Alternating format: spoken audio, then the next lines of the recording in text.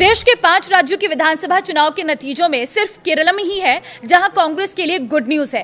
राज्य की 90 सीटों पर जीत के साथ कांग्रेस की सत्ता में वापसी हुई है।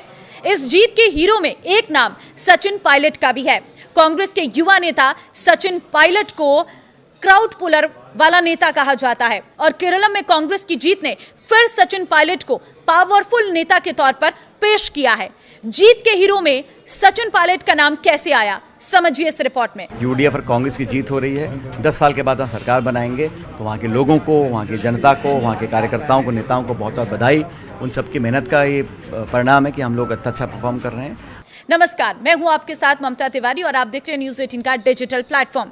केरलम विधानसभा चुनाव के रुझानों में कांग्रेस के नेतृत्व वाले गठबंधन संयुक्त लोकतांत्रिक मोर्चा यूडीएफ को बढ़त मिलने के बाद कांग्रेस के दिग्गज नेता और राजस्थान पीसीसी के पूर्व चीफ सचिन पायलट कैंप में उत्साह का माहौल हो गया है। रुझानों में कांग्रेस की अभूतपूर्व बढ़त दिखाई दे रही है। केरलम चुनाव में सचिन पायलट को अहम जिम्मेदारी सौंपी गई थी। वरिष्ठ पर्यवेक्षक के तौर पर सचिन पायलट ने केरलम में 55 से अधिक उम्मीदवारों के लिए प्रचार किया था। पायलट ने राज्य में कैंप कर व्यापक चुनाव अभियान चलाया था। राजस्थान में भी सचिन पायलट के प्रदेश अध्यक्ष रहते हुए कांग्रेस ने साल 2018 में सत्ता में शानदार वापसी की थी। पायलट ने वहां जनसभाएं, road show, door to door campaign में सक्रिय भागीदारी निभाई थी। पायलट ने केरलम के 14 में से 10 जिलों का दौरा किया था। पायलट एक दिन में 5-6 प्रचार कार्यक्रमों में शामिल होते रहे हैं। वे लगातार ग्राउंड एक्टिविटी के जरिए संगठन को मजबूती देने की कोशिश करते रहे हैं। मतगणना में केरलम के आए रुझानों के बीच पायलट के दिल्ली कार्यालय पर शुभचिंतकों की आवाजाही बढ़ गई। 140 सीटों पर केरलम में कांग्रेस के नेतृत्व वाला गठबंधन करीब 100 सीटों पर बढ़त बनाए हुए थे। केरलम, पश्चिम बंगाल, असम, तमिलनाडु और पुडुचेरी राज्यों के विधानसभा चुनाव की मतगणना चल ही रही थी। इनमें पश्चिम बंगाल, पुडुचेरी और असम में बीजेपी और तमिलनाडु में टीवीके ने जीत हासिल की है। सचिन पायलट ने एक दिन में औसतन 5 से 6 प्रचार कार्यक्रमों में हिस्सा लिया। इनमें बड़ी जनसभाएं, डोर टू डोर संपर्क अभियान और रोड शो शामिल रहे। उनके अभियान का फोकस स्थानीय मुद्दों को उठाने और कांग्रेस के पक्ष में माहौल बनाने पर रहा।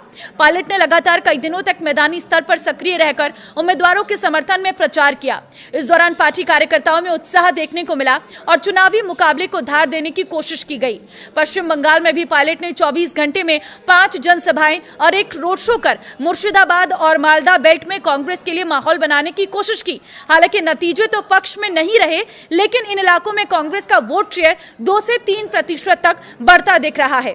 कांग्रेस के युवा नेता सचिन पायलट को क्राउड पुलर वाला नेता माना जाता है। राजस्थान में कांग्रेस पूर्व सीएम अशोक गहलोत और सचिन पायलट खेमों में बटी हुई है। सचिन पायलट युवाओं के बीच खासे लोकप्रिय हैं। पायलट और पूर्व सीएम वसुंधरा राजे को राजस्थान में क्राउड पुलर नेता माना जाता है। पायलट के सभी कार्यक्रम में युवाओं के साथ महिलाएं, बुजुर्गों की अच्छी खासी भीड़ उमड़ती रही है।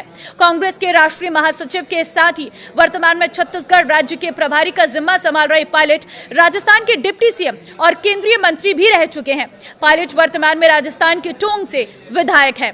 कांग्रेस गठबंधन ने केरलम में 10 साल बाद बड़ी वापसी की है और इस जीत के साथ ही कांग्रेस ने 7 साल बाद एक नया रिकॉर्ड स्थापित किया है। 7 साल बाद पहली बार कांग्रेस के 4 मुख्यमंत्री होंगे। 2019 में आखिरी बार कांग्रेस के 4 मुख्यमंत्री थे। इसके बाद कांग्रेस को 3 का फिर लगता रहा, यानी एक वक्त में एक साथ 3 से अधिक मुख्यमंत्री कांग्रेस का नहीं रहा। केरलम की जीत कांग्रेस के लिए इसलिए भी अहम है क्योंकि यहां से गांधी परिवार की प्रियंका गांधी लोकसभा सांसद है। इतना ही नहीं, संगठन महासचिव केसी वेणुगोपाल भी केरलम से ही आते हैं। कांग्रेस में संगठन महासचिव को दूसरा सबसे पावरफुल पद माना जाता है। 2018 में कांग्रेस को एक साथ मध्य प्रदेश, छत्तीसगढ़ और राजस्थान में जीत मिली थी। पंजाब में उसकी पहले से सरकार थी। 2014 के बाद पहली बार उस समय कांग्रेस के 4 सीएम देश में चुने गए थे। केंद्र शासित पुडुचेरी में भी कांग्रेस का ही मुख्यमंत्री था, लेकिन इसके बाद कांग्रेस 3 के फेर में फंस गई। 2020 में मध्य प्रदेश की सरकार गिर गई। इसके बाद 2022 में कांग्रेस पंजाब में हार गई। 2022 के फरवरी तक कांग्रेस के पास सिर्फ 2 राज्यों की ही सरकार थी। लेकिन दिसंबर 2022 के चुनाव में कांग्रेस को हिमाचल में भी जीत मिली। 2023 में फिर से कांग्रेस को कर्नाटक और तेलंगाना में जीत मिली, लेकिन उस साल कांग्रेस को राजस्थान और छत्तीसगढ़ में करारी हार का सामना करना पड़ा।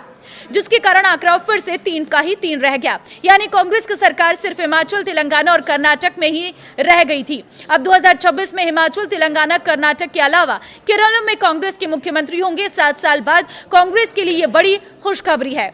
देखिए, कांग्रेस के लिए खुशखबरी है, लेकिन सचिन पायलट खेमे में भी काफी ज्यादा खुशी देखने को मिल रही है। और ऐसे में अब जो राजस्थान में कांग्रेस के सचिन पायलट समर्थक हैं, वो काफी ज्यादा गदगद नजर आ रहे हैं और उनको उम्मीद है कि राजस्थान में भी सचिन पायलट को कांग्रेस अब कोई बड़ी जिम्मेदारी देगी और जो सपना सजोए बैठे हुए हैं उनके कार्यकर्ता, उनके समर्थक, उनके फैंस और राजस्थान की जनता कि सचिन पायलट क्या पता सीएम बन जाए, तो इस पर भी सभी की निगाहें हैं कि कोई बड़ा अनाउंसमेंट, कोई बड़ी जिम्मेदारी क्या सचिन पायलट को राजस्थान में मिलती है। आपको क्या लगता है, क्या सचिन पायलट को बड़ी जिम्मेदारी मिलनी चाहिए? कमेंट में अपनी राय जरूर दें। नमस्कार।